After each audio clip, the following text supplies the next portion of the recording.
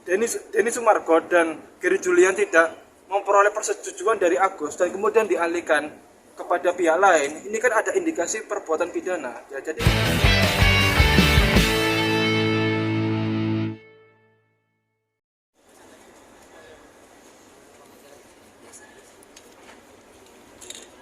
biasa aja sih.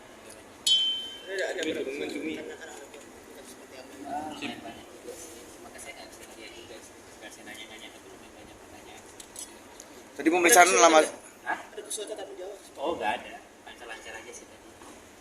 Tadi pemeriksaan lama. Ini Gus, ada tambahan-tambahan banyak kah apa terkait hal itu? Iya. Ada Ya, tambah-tambahan. tambah teknis terbaru.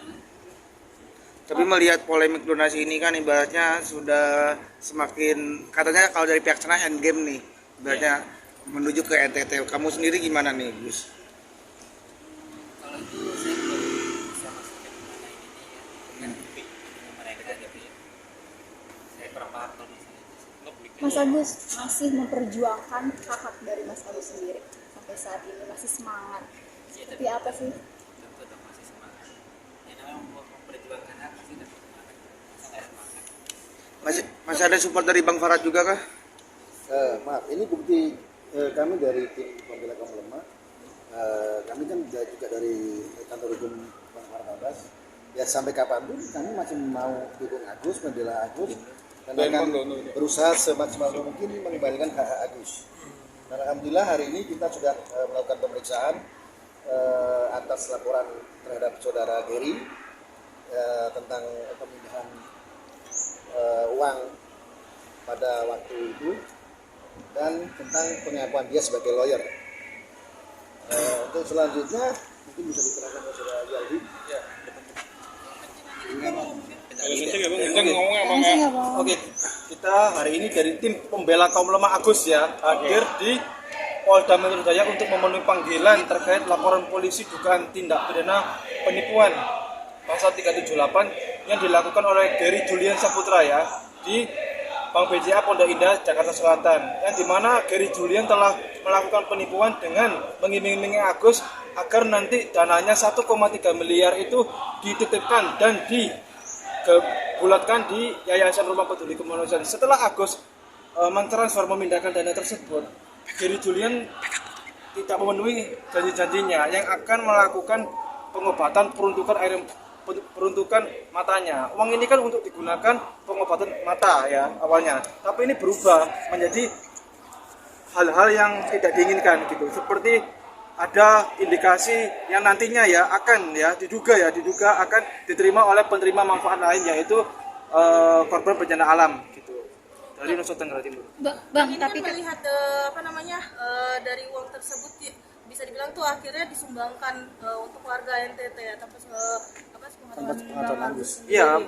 Gimana sih Bang, mungkin dari pihaknya Kak Agus Iya. sendiri merasa kecewa nggak sih Bang? Ya memang Gary Julian ini dan kawan-kawan ini tidak ada persetujuan ya kepada Agus jika memang akan diduga ya uang tersebut akan dialihkan kepada korban bencana alam NTT. Tapi kita sedang mengajukan terlebih dahulu somasi peringatan hukum 3x24 jam ya. Apabila Gary Julian tetap akan memindahkan dana tersebut kepada korban bencana alam NTT, maka kita akan siap mengajukan upaya hukum.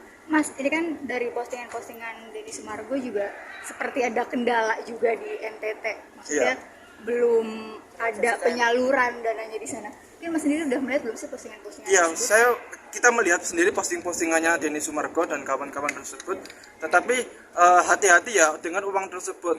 Uang itu merupakan hasil dari donatur yang memberikan sumbangan langsung kepada Agus ya. Tapi itu kan untuk objeknya kan untuk pengobatan mata. Tapi kalau objek tersebut Denny Sumargo dan Gary Julian tidak memperoleh persetujuan dari Agus dan kemudian dialihkan kepada pihak lain, ini kan ada indikasi perbuatan pidana ya. Jadi harus hati-hati terlebih dahulu melakukan upaya-upaya, apalagi mengalihkan gitu ya.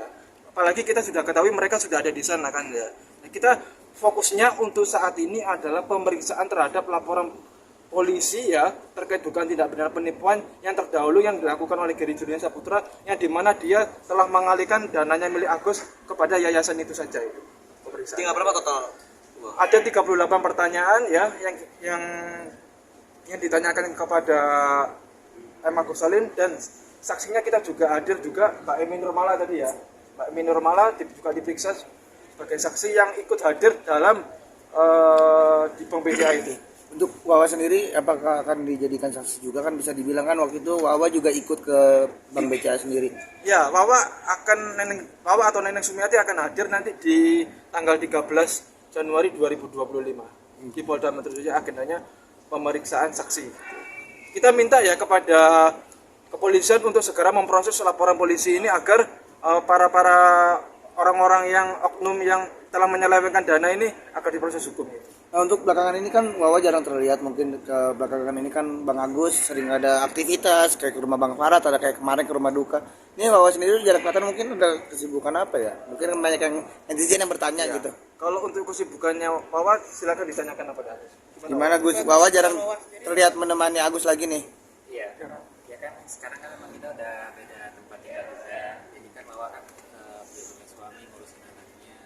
Jadi dia punya kesibukan sendiri. Cuma kemarin ke rumah duka sempat kita bareng-bareng kok, bareng-bareng kesana sama bareng-bareng juga di situ.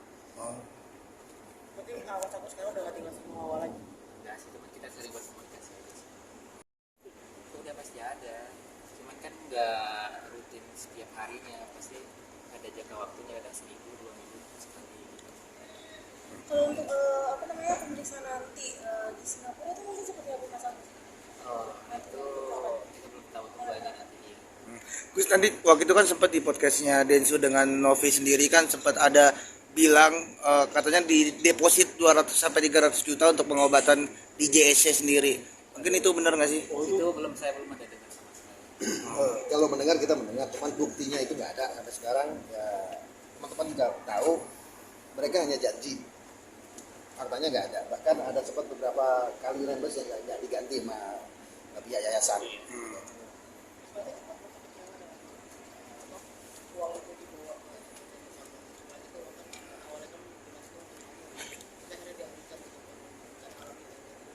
Ya, pas itu kecewa banget sih sebenarnya. Kan dulu katanya saya nggak punya etika, nggak punya moral. Sekarang berbalik, siapa nggak punya etika sama moral? Itu aja sih. Tapi banyak komentar netizen katanya menjaga harga diri. Kan Agus sempat bilang menjaga harga diri nih, gua nggak apa-apa nggak terima, penting jaga harga diri. Nah itu tanggapannya gimana Gus? Sekarang begini, orang lagi depresi, apapun bisa dilakukan. Itu aja sih intinya. Sekarang kalau misalnya keluarga kita dihancurkan dengan hal-hal seperti itu, dengan membuat statement, dengan menyerang istri saya, keluarga saya, ya sekarang saya tanya aja sama mbak-mbak sama mas-masnya, kira-kira dalam keadaan depresi itu apapun bisa terjadi. Itu aja sih. Kita sama-sama di meja hijau untuk menjelaskan terkait masalah hak, terkait masalah donasi ini, gitu aja. Nah, terkait masalah Agus sendiri tadi kami akan usahakan untuk hadir di besok tanggal 8 gitu, dan kami juga meminta kepada kuasa hukum donatur segera menghadirkan para pemberi kuasa ya. Jadi dalam hal ini pemberi kuasanya kan kalau nggak salah kurang lebih sekitar 500 orang ya. Kami juga minta maaf. Jadi memang mereka itu sebenarnya memang ada gitu. Jadi jangan hanya batas surat kuasa saja, tapi memang prinsipalnya memang harus hadir. Jadi ibaratnya di sidang pertama itu pengennya adanya saksi para donatur semuanya ya Bang? Ya karena memang pada prinsipnya kalau misalnya dalam gugatan kan awalnya kan ada mediasi di sana. Nah proses mediasi itu kan berdasarkan peraturan Mahkamah Agung kan memang diwajibkan dulu nih hadir terkait prinsipal. Jadi kami juga akan nanti meminta kepada hakim mediator untuk menghadirkan para prinsipal dari pihak donatur gitu. Kami upayakan Agus hadir. Kalau misalkan kondisinya memang fit dan sehat, ya memang nanti akan Agus akan hadir. Untuk luka bakar sendiri sempat katanya mau lebih diutamakan nih. Apakah udah ada upaya mungkin? Yang mana? Luka bakar kan Agus sempat bilang kalau bahwasanya ingin luka bakarnya tuh segera diproses terlebih dahulu dibandingkan matanya gitu mungkin. Iya. Ya uangnya lagi di Ya, uangnya lagi di sana. Ya, dioper-oper dulu. masa orang Nanti kalau udah dioper-oper udah capek, baru Tapi kan katanya dari pihak agensi juga akan memberikan itu kamu tinggal juga Agus membutuhkan katanya untuk pengobatan. Ya gini. Kita dibalik aja. Kita nggak butuh janji, kita minta bukti. Selama ini kan mereka hanya berjanji, buktinya nggak ada. Mereka mau damai berapa kali kita menyambut perdamaian itu, faktanya mereka yang mengingkari. Oke, saat ini biarlah hukum yang berjalan sesuai keinginan para netizen semua. Ayo kita tunggu endingnya kayak apa. kita udah mau damai, kita udah siapkan waktu, siapkan tempat, katanya mereka yang mengingkari. Sekarang kalau mereka mau main-main dengan hukum ya silahkan, kita siap menyambut itu. Oke, dan kita juga ada beberapa tambahan dari kuasa hukum yang lain tergabung dalam tim pembela kaum lemah. Bukan berarti Bang Farad meninggalkan Agus, bukan. Kemarin Bang Farad di rumah duka juga menyatakan bahwa Bang Farad akan jadi kuasa hukum Agus sampai selamanya. Kemarin diucapkan Bang Farad di rumah duka. Benar kan Gus waktu ya? Gitu. Jadi bukan berarti Bang Farad meninggalkan, Bang Farad menghindari konflik terulang. Gitu. Jadi Bang Farad nggak mau terulang konflik dengan saudara DS. Oke. Kalau Abang sendiri menanggapinya seperti apa? Oke, ini kan awalnya dana 1,3 miliar ini kan objeknya kan untuk Agus, pengobatan mata Agus, penyembuhan matanya Agus. Tapi berubahlah untuk penerima manfaat lain korban bencana alam di Nusa Tenggara Timur. Artinya apa? Di sini telah terjadi pengalihan dana tanpa persetujuannya Agus. Itu seharusnya uang tersebut milik Agus. Donatur yang memberikan uang sumbangan secara langsung kepada Agus ya. Itu adalah miliknya Agus dan beralihlah kepada yayasan. Artinya yayasan ini telah terjadi suatu tindak pidana penggelapan yang mengambil miliknya uang Agus dan dialihkan lagi kepada uangnya dan beralih lagi kepada korban bencana alam NTT, padahal tidak ada hubungan sama sekali. Lebih baik Agus menerima uang ini karena Agus sangat membutuhkan sekali. Objeknya kan Agus untuk pengobatan mata Agus, bukan untuk korban bencana alam. Di situ kan disampaikan itu di telepon ya, di telepon itu di situ ada Novi Pratiwi, di situ juga ada Gary, di situ juga ada Deddy Sumargo, dan ditambah di telepon Pablo ya.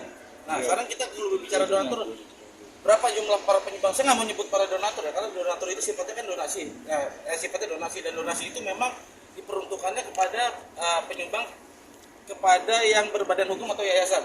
Nah kita ketahui semua faktanya adalah bahwa dalam hal uang itu yang diterima oleh Agus itu bukan merupakan berasal dari yayasan, dan itu statementnya jelas dari podcast Denso juga waktu itu yang bicara bahwa ini dilakukan karena memang atas inisiasi dari Denso sendiri, bukan karena Novi ataupun bukan karena Agus. Jadi jelas dari penyumbang langsung ke rekening Agus, dan ini bukan penyelenggaranya dalam hal ini bukan yayasan. Jadi yayasan juga tidak berhak untuk mengelola uang ini, apalagi sampai memindahkan uang itu ke NTT. Oke. Mungkin teman